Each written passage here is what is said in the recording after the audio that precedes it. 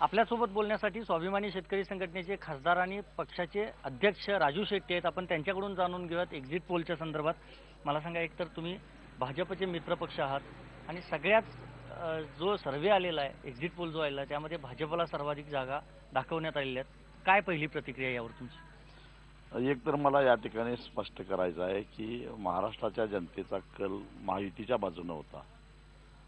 महायुतीमध्ये शिवसेनेसारखा पक्ष बाजूला गेला तरी सुद्धा महायुतीमधूनच आम्ही जनतेला सामोरं गेलो आणि म्हणून आज या सगळ्या एक्झिट पोलमध्ये भारतीय जनता पक्ष आणि त्यांचे मित्रपक्ष असे महायुतीला बहुमताच्या दिशेने जाताना आज दिसते. यामध्ये मोदी लाट शिल्लक आहे असं वाटतं तुम्हाला? काय वाटतंय मित्रपक्ष?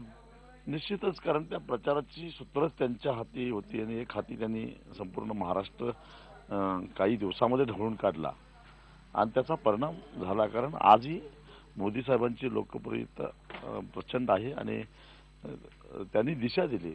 नुसतं त्यांच्या लोकप्रियतेचा आम्ही फायदा घेतलेला नाही आणि मोदी साहेबांनी जागृत केलेल्या विश्वासाला आम्ही पात्र राहण्याचा प्रयत्न केला.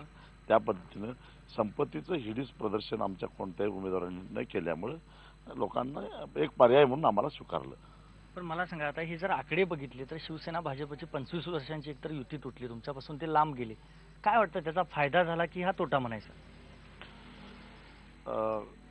तसं बघायला गेलं तर फायदा झाला दोन्ही पक्षांचा.